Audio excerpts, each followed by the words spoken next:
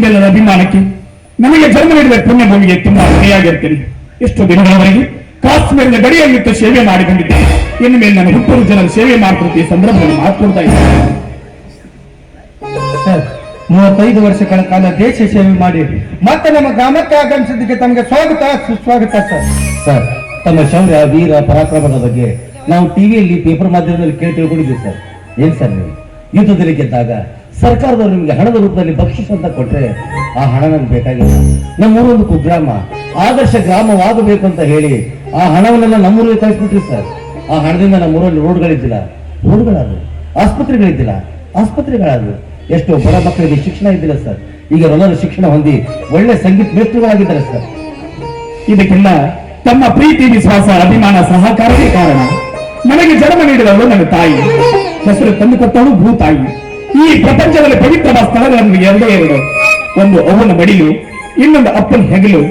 ಅವ್ವ ನನಗೆ ಜನ್ಮ ನೀಡಿ ಮೊದಲು ಸಂಸ್ಕಾರದ ಬೀಜವನ್ನು ಬಿತ್ತಿದಳು. ಅಪ್ಪ ಹೆಗಲ ಮೇಲೆ ಕೂರಿಸಿಕೊಂಡು ಪ್ರಪಂಚವನ್ನೆಲ್ಲ ಅರ್ಥ ಮಾಡಿಸಿದ. ಹೆಗಲ ಮೇಲೆ ಕೈ ಹಾಕಿದ ಸ್ನೇಹಿತರು ಆತ್ಮವಿಶ್ವಾಸ ತುಂಬಿದ್ರು. ಶಿಕ್ಷಕರು ಅಕ್ಷರ ಜ್ಞಾನ ಮಾಡಿಕೊಟ್ರು. ನನ್ನೂರಿನ ಗುರು ಹಿರಿಯರು ಎಲ್ಲರೂ ಅನುಭವದ ಪಾಠವನ್ನು ಹೇಳಿಕೊಟ್ರು. ನನ್ನ ಶ್ರೀಮತಿ ಸುಮತಿಯವರು 3 ದಶಕಗಳ ಕಾಲ ನನ್ನ ಜೊತೆಯಲ್ಲಿದ್ದು ನನ್ನ ಕಷ್ಟ ಸುಖದಲ್ಲಿ ಭಾಗಿಯಾಗಿ ನನ್ನ ಹೆಗಲಿಗೆ ಹೆಗಲಿ ಕೊಟ್ಟು ಈ ಮನೆಯನ್ನು ನಂದಾದೀಪವಾಗಿ ದಾಳಿ ಬೆಳಗಿದವರು. ಇವರೆಲ್ಲರಿಗೂ ನಾನು ತುಂಬಾ ಕೃತಜ್ಞನಾಗಿದ್ದೇನೆ.